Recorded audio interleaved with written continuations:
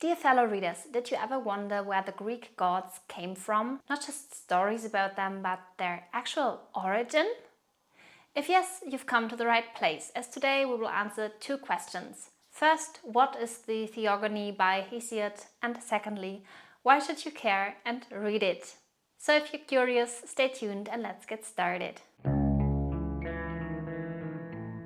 Today we want to talk about the Theogony, one of the major works from antiquity. It dates back to the 8th or early 7th century BCE, and in the same time when the Homeric epics were composed, Hesiod composed his Theogony. It is a very foundational Greek epic poem, and what is so important about it is that it is the first coherent European genealogy of the gods, the ancient Greek gods.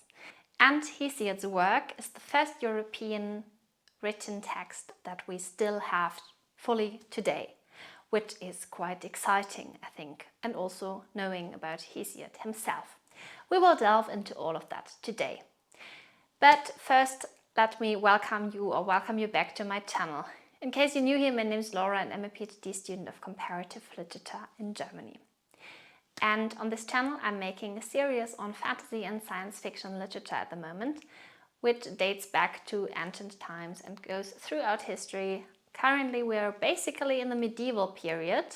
We have been looking at the Nibelungenlied and the Edda, but as I've been reading the Völuspá, the creation myth within the Edda, this Norse mythology poem, I have been quite interested in other creation myths, and I was reminded of the Theogony by Hesiod, this ancient Greek creation myth. And I want to make a video that compares the creation myth in both of these works, the Völuspá on the one side and the Theogony on the other side. So stay tuned for that in the future. But I thought it would make sense to make a separate video on the Theogony as well, because it is quite interesting and I haven't covered it yet. So we will do that today. So let's get started. First, the Theogony is an epic poem that tells about the creation of the world. The creation of the world from chaos, from nothingness, and the creation of the first gods who have been giving birth to other gods, and this is how the whole world emerges. Literally, Theogony means birth of the gods, and that is basically what most of the story is about. But there's also 5 stories within that, not only telling like a catalogue of birth, like who gives birth to whom, but there's also 5 major stories that I want to summarize shortly so you have an idea. And the whole Theogony spans from chaos to cosmos, so it traces everything from the primordial chaos from which Gaia, Tartaros and Eros emerge, to the establishment of Zeus' Olympian rule.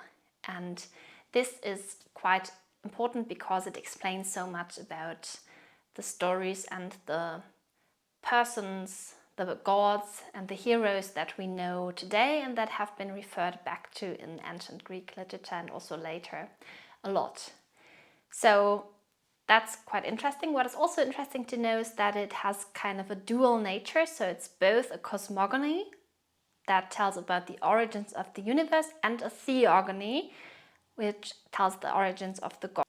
Unlike Homer, who assumes the existence of the gods but does not really explain them in his epic poems like the Odyssey and the Iliad, Hesiod sits down to write this genealogy and theogony and explains the origin and the life of the gods. What is also quite interesting is that it has quite a personal touch because Hesiod uses the first person narrator. He refers to himself, telling that the Muses, the 9 Muses from Mount Helicon, have been inspiring him to write and have been asking him to write the poem.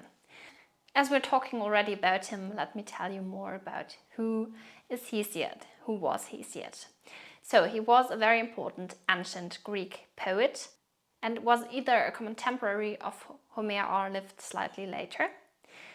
He was living in Askra, which was a small farming village in Boeotia in central Greece, and he gives some autobiographical glimpses about his life throughout his works, especially in his work called Works and Days, which was a later work. His first work was the Theogony. In this work, he tells about his origin, that his father has been immigrating into Askra and that he has been growing up as a shepherd. And then in the Theogony, he tells the story that the Muses from Mount Helicon came to visit him as a shepherd and sang to him and asked him to sing about them and sing about the cosmogony and theogony.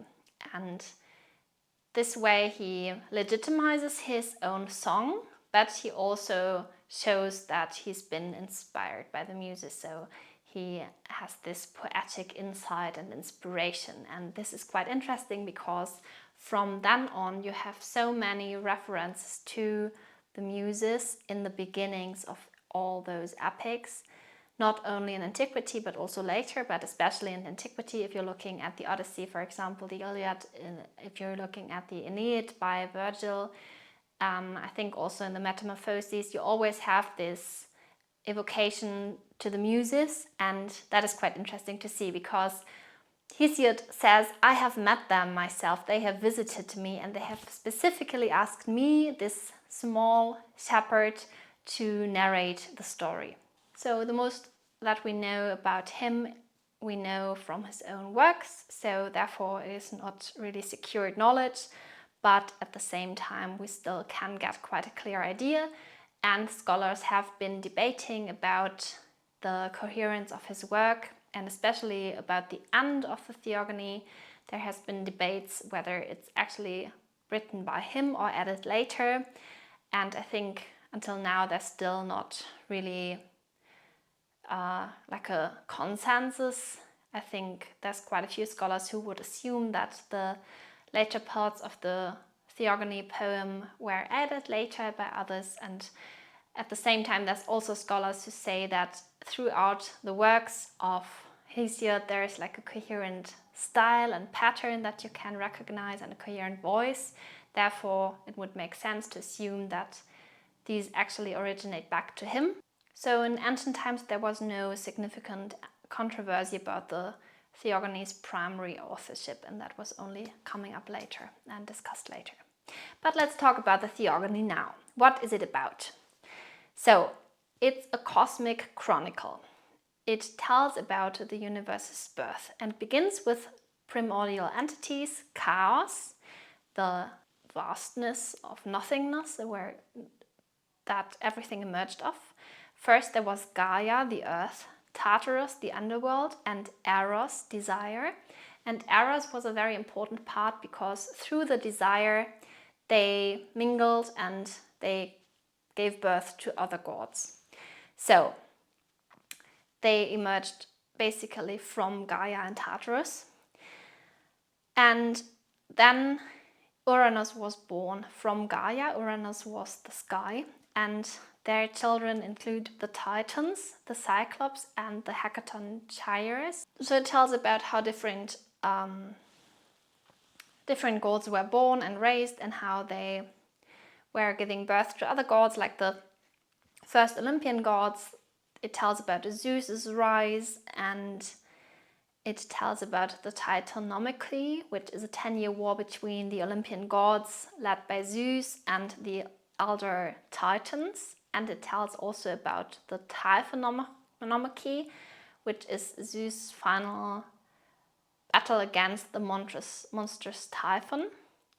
It tells about the Olympian order, so the ultimate victory of Zeus, which leads to the imprisonment of the Titans in Tartarus and the division of power among the Olympic gods, which is also very relevant until today.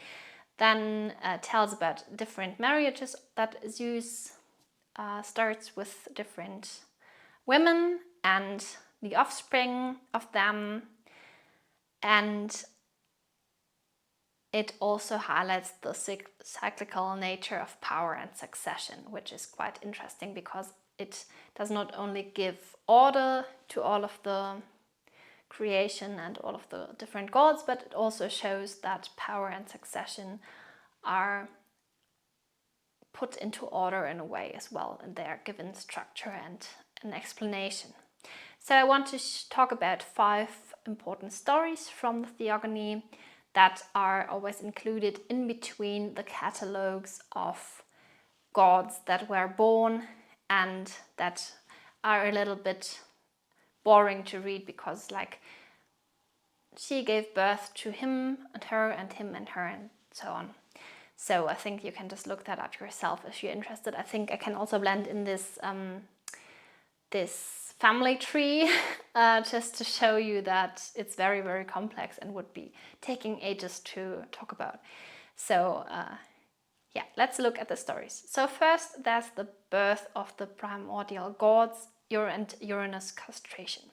So first, there's chaos, Gaia, Tartarus, and Eros, as I said. Gaia spontaneously births Uranus, the sky, and they birth the Titans, Cyclops, and the Hecatonchires. But Uranus imprisons his children because he's afraid that they will rule over him. And then Gaia comes up with a plan. So she plots with her children to castrate Uranus. And the youngest child, Cronus, agrees with her plan and uses a sickle to castrate Uranus. From Uranus' blood and genitals, other gods are born and other beings. The Furies, the Giants, and Aphrodite is later born from the genitals. It's a story that you probably know.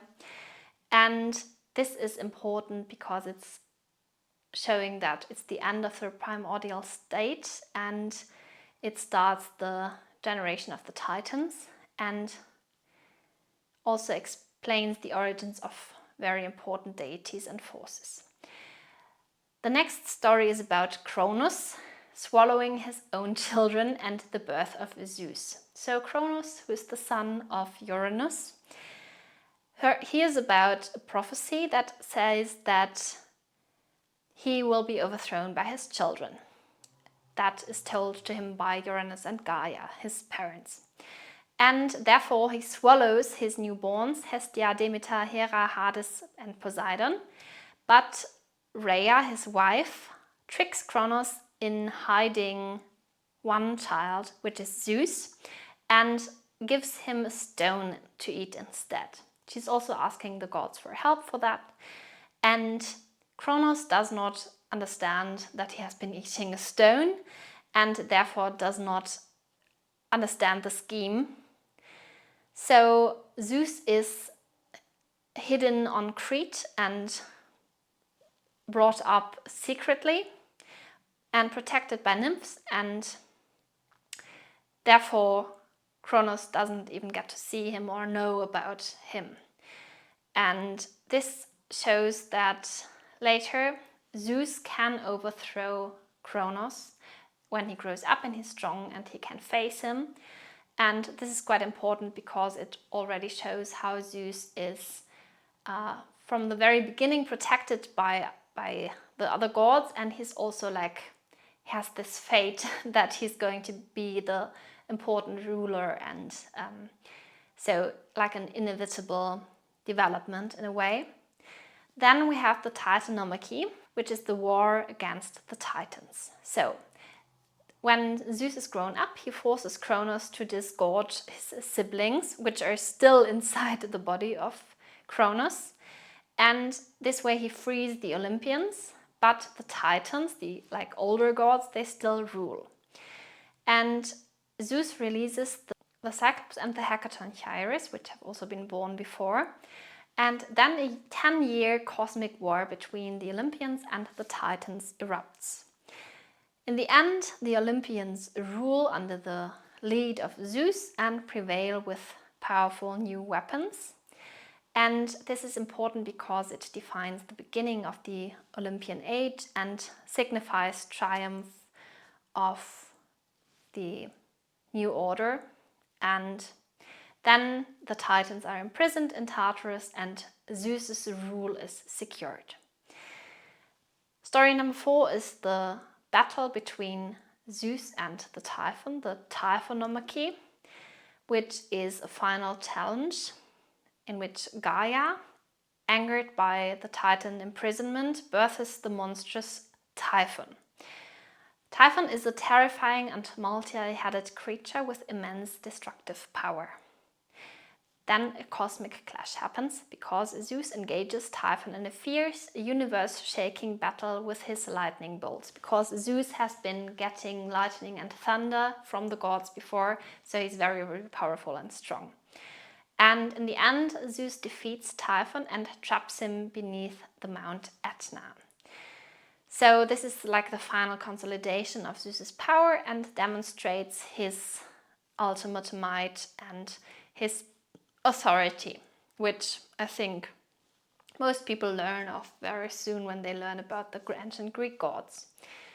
The 5th part is the marriages of Zeus and the establishment of the Olympian order. So stability is established as all challenges and all challengers are defeated, and Zeus marries various goddesses to establish a stable divine order. The key unions are Metis, whom he swallows, like he marries and then he swallows, and then gives birth to Athena from his head. This is also a very important story, same as like the Aphrodite birth. Then he marries Themis, and he marries Euronymia, he marries Demeter, he marries Mnemosyne, the memory, who bears the Muses, the 9 Muses that have been giving the inspiration to Hesiod, and Hera, who becomes his permanent wife and also the one who's referred to as his main wife in a way. So this way, through all of these marriages and all of the births that are given to other goddesses, Zeus legitimizes his rule and brings order into this whole Olympian framework. So that's what you basically have to know. That is what the most important parts of the Theogony are. And now we want to look a little bit at the literary history. So the history of the Theogony throughout time, because it's quite interesting, I think. So first, there's oral traditions, as in most of the stories. So the idea that, like the idea of writing a theogony is not new. So Hesiod has been knowing other theogonies, other cosmogonies, other stories, but we cannot really trace them back. So there's been oral poets, and he himself has also been a rhapsode who's been telling about the stories and then probably just wrote down his own version, his own theogony.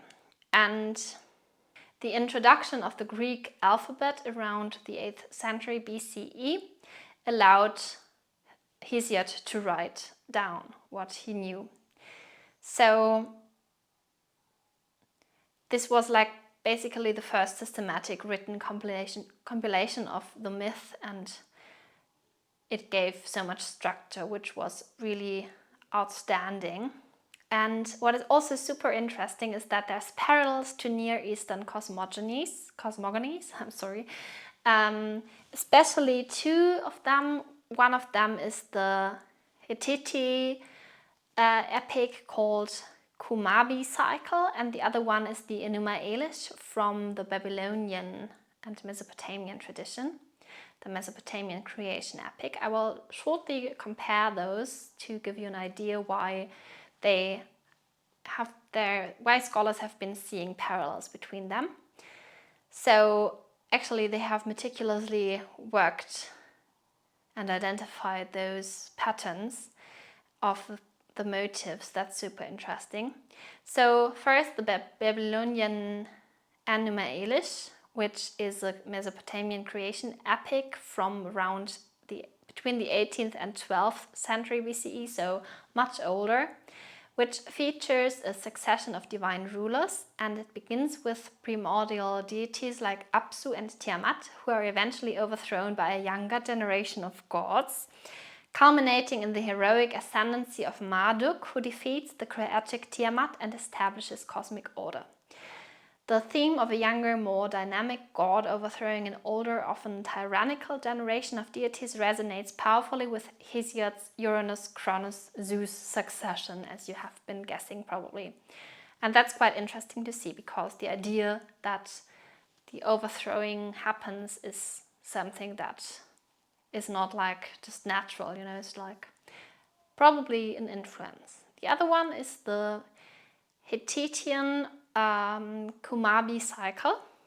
It's an Anatolian myth from between the 14th and 13th century BCE, so also much older, which also describes a similar kind of succession of sky gods. The god Alalu is overthrown by Anu, who is then castrated by Kumabi. Kumabi swallows Anu's genitals, leading to the internal birth of new gods from his body. One of the gods is the storm god Tishub, which is quite interesting because it also reminds of Zeus. And the parallel here is also Cronus' castration of Uranus and Zeus' eventual birth after Cronus swallows his children. So that's super interesting to see. I think if you're interested, you can look up. There's lots of research on that. So I think it's very interesting to see that there were even older texts that influenced Hesiod in writing his Theogony. There's also many comparisons between Homer and Hesiod. I will go into detail on that in another video, so stay tuned for that, because I think it's also a very interesting topic that has also been talked about by Hesiod himself. So he's talking about Homer, but I will not talk about that in this video. I will do that in one of the next ones. And just to summarize, why should you read the Theogony? First, because it's a very, very influential text for Western literature, for understanding the cosmogony and the creation myth of the ancient Greek world. It has been very influential. It gives you a very, very good overview of the whole cosmos and an idea of who is who in this whole world.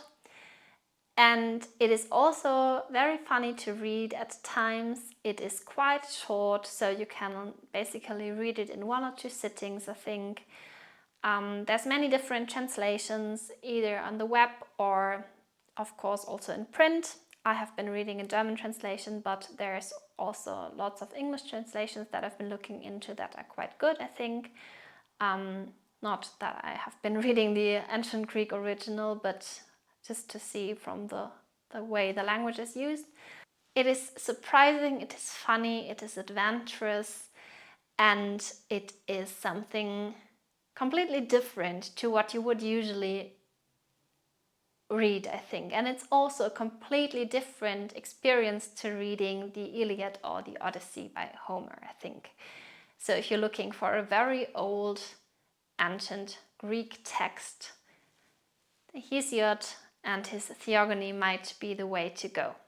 If you're interested, if you have any questions, if you want to learn more about the work or the author or anything else, let me know. If you want to see more videos on other creation myth or ancient Greek literature, whatever, just let me know. I hope you enjoyed the video, and I will see you in my next one. Stay tuned for the video on the comparison between the creation myth in Völuspá from the Edda and the Theogony. So we will look more into detail of the text, and stay tuned for the video on Homer and Hesiod, and for all the videos, of course. I hope you have a great day wherever you are, and thank you very much for watching this video, and I will see you in my next one. Bye bye!